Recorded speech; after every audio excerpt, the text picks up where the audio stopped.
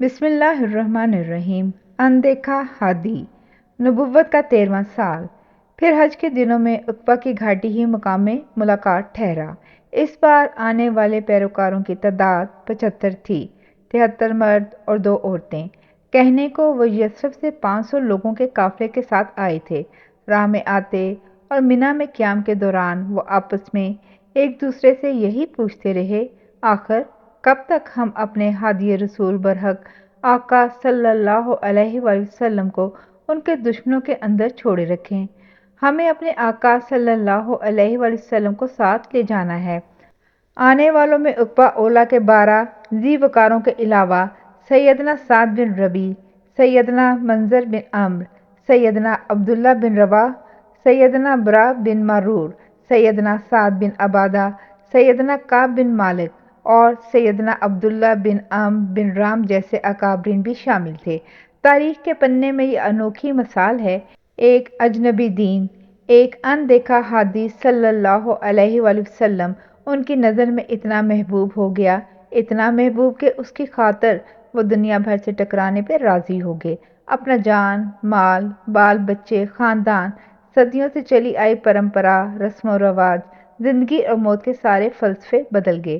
وہ سچے لوگ صدق کے دل سے اندیکھے آقا صلی اللہ علیہ وآلہ وسلم کے غلام ہو گئے۔ پہلے یہ طے کرنا تھا کہ آقا صلی اللہ علیہ وآلہ وسلم سے کب اور کہاں ملاقات ہو۔ طے کرنے سردار بزرگ سیدنا برا بن معرور نکلے، ساتھ ان کے کعب بن مالک تھے۔ دونوں حرم کعبہ کی طرف چلے۔ دونوں نے پہلے کبھی آقا صلی اللہ علیہ وآلہ وسلم کو نہ دیکھا تھا۔ باقی سارے لوگ ان کے مکہ سے باہر منی میں ٹھہرے ہوئے تھے۔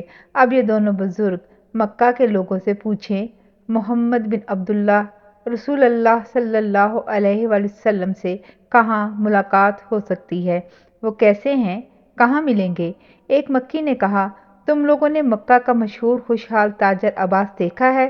وہ تو اکثر مدینہ تجارت کی غرض سے آتے جاتے رہتے تھے۔ دونوں بزرگوں نے اثبات میں سر ہلایا۔ وہ عباس بن عبد المطلب کو جانتے تھے، پہچانتے تھے۔ راہ بتانے والے نے کہا، حرم کعبہ میں چلے جاؤ۔ عباس بن عبد المطلب انہی کے چچا ہیں جنہیں تم ڈھونڈ رہے ہو۔ حرم کعبہ میں جو عباس کے ساتھ بیٹھے ہوں گے وہ وہی ہوں گے۔ دونوں کے قدم تیز ہو گئے، دل تیز دھڑکنے لگا۔ حرم کعبہ ان کے سامنے آ گیا۔ حرم کعبہ تو صدیوں سے وہیں تھا، مگر اس حرم میں آقا صلی اللہ علیہ وآلہ وسلم سے ملنے کا اشتیاق اب ان ملاقاتیوں کا دیدنی تھا۔ یثرب سے مکہ کی طرف آتے ہوئے لمبے سفر میں سردار برا بن معرور کچھ ایسے عشق رسول صلی اللہ علیہ وآلہ وسلم میں گرفتار ہوئے کہ عین وقت نماز، جب باقی کے مسلمان اس وقت تک رائج رواج کے مطابق فلسطین کی طرف منہ کر کے نماز پڑھتے تھے، تو سردار برا بن معرور اپنا رخ بدل کے حرم کعبہ کی طرف کر لیتے اور دل میں کہتے، میرا آقا صلی اللہ علیہ وآلہ وسلم تو ابھی اس طرف ہے۔ راہ میں اس بارے میں دوسرے مسلمانوں سے ان کی اس پہ دلیلیں بھی ہوئیں۔ اس لمحے جب وہ دونوں حرم کعبہ کے روبرو پہنچے تو سردار برا بن معرور نے دل میں سوچ لیا کہ آج خود اپنے آقا صلی اللہ علیہ وآلہ وسلم سے فیصلہ لوں گا، اپنے سجدوں کے رخ کا بھی۔ حرم کعبہ میں حتیم کے اندر انہیں عباس بیٹھے نظر آ گئے۔ ان کے ساتھ بیٹھی ہستی کے رخ روشن پہ کعبہ نثار تھا۔ آقا صلی اللہ علیہ وآلہ وسلم پہ نظر پڑی تو ان کی آنکھیں چمک گئیں، معطر ہو گئیں۔ دونوں جا کے ادب سے آقا صلی اللہ علیہ وآلہ وسلم سے ملے۔ سیدنا عباس نے دونوں کا تعارف آقا صلی اللہ علیہ وآلہ وسلم سے کرایا۔ آپ ہیں اپنی قوم کے سردار برا بن معرور اور ساتھ ہیں کعب بن مالک۔ سیدنا کعب بن مالک کو ساری عمر آقا صلی اللہ علیہ وآلہ وسلم کا اپنا نام سن کر یہ کہنا یاد رہا، کعب بن مالک جو شاعر ہے، مقام اور ملاقات کا وقت طے ہو گیا۔ سیدنا برا بن معرور کے دل میں رخ سجدے کا ابھی ایک سوال باقی تھا۔ ہمت جمع کر کے سوال پوچھ لیا۔ آقا صلی اللہ علیہ وآلہ وسلم نے تبسم فرمایا اور کہا، اگر آپ صبر کرتے تو قبلہ ہی پر ہوتے۔ کہتے ہیں کسی اور کو تھوڑی پتا تھا، اللہ جانتا تھا، اللہ کا رسول صلی اللہ علیہ وآلہ وسلم جانتا تھا کہ یثرب جا کے رخ سجدہ پھر آقا صلی اللہ علیہ وآلہ وسلم کے آبائی گھر خانہ اللہ ہی کی طرف ہونا تھا۔ ملاقات کا لمحہ قریب آ گیا۔ 500 زائرین کے قافلے میں آئے 75 یثرب کے مسلمان آقا صلی اللہ علیہ وآلہ وسلم سے ملاقات کرنے کے لیے بے چین، رات گہری ہونے کے انتظار میں اپنے پڑاؤ میں لیٹے تھے۔ انتظار کے لمحات کیسے طویل ہوتے ہیں وہ جانتے ہوں گے۔ کتنی ہزارہا راتیں کہنے کو ویسی ان کی زندگی میں آئی ہوں گی، مگر وہ رات عجیب تھی۔ ایک ایک لمحہ گھڑیال کی تال پہ ان کے سینے کے اندر بجتا تھا، نبض نبض ان کی شریانوں میں گونج رہی تھی۔ آخر رات بھیگ گئی۔ آسمان کی چھت پہ سنورے ہر تارے کی آنکھ میں ستارے چمک آئے۔ ملاقات کا سمے آ گیا۔ سارے ملاقاتی طے شدہ جگہ عقبہ کی گھاٹی کے نشیبی مقام پر پہنچے۔ جیسے حکم ملا تھا ویسے ہی کیا گیا۔ حکم تھا کسی سوتے کو جگانا نہیں، کسی غائب کا انتظار کرنا نہیں۔ وہاں نہ کوئی سویا، نہ کوئی آگے پیچھے ہوا۔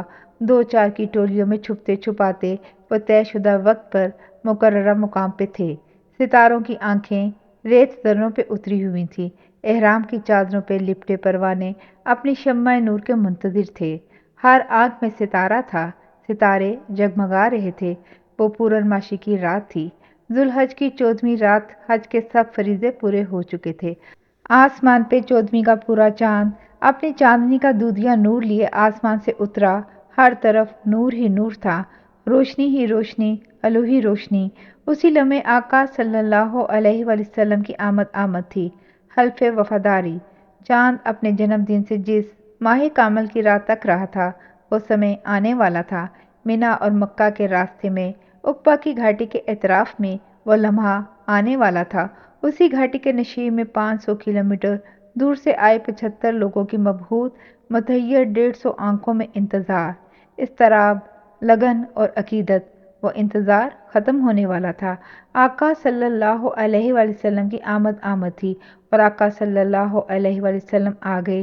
گھاٹی میں موجود پروانوں میں عجیب طرح کی ہلچل مچی۔ سب دیکھتی آنکھیں ادب سے سجدہ ریز تھیں۔ ہر موجود اٹھ کے ادب سے کھڑا ہو گیا۔ آقا صلی اللہ علیہ وآلہ وسلم کے ساتھ ان کے مربی اور محافظ چچا سیدنا عباس رضی اللہ تعالیٰ عنہ تھے۔ عمر میں 3 سال بڑے، جسم کے فربا قد اور مضبوط بازوؤں اور باروب چہرے والے۔ اس وقت تک انہوں نے اپنے دلی ایمان کو مخفی رکھا ہوا تھا۔ بعد میں بھی وہ دیر تک وہ آقا صلی اللہ علیہ وآلہ وسلم کے حکم کے مطابق مکہ ہی میں رہے۔ ان کے ذمہ شاید آقا صلی اللہ علیہ وآلہ وسلم کی طرف سے خفیہ معلومات کی فراہمی، دشمن پر نظر رکھنا اور تحفظ پہنچانا تھا۔ وہ اپنے عہد میں آقا صلی اللہ علیہ وآلہ وسلم کی سیکیورٹی ایجنسی تھے۔ ان کی بیوی ام فضل اور ان کے بچے علی الاعلان مسلمان تھے۔ جاری ہے، جزاک اللہ خیر۔